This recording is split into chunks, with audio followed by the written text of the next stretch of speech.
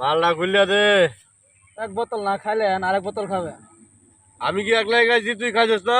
আমনে যে কি হয়েছে? এত কথা তো, মাল খুললে দে।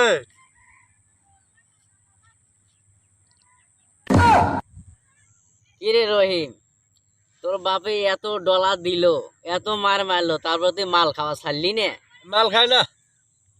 কেউ যদি আমার জোর করে তাও খাইবার চাই না, করে যখন বেশি জোর করে তখন খাই, নাহলে তো আমি মাল খাই না।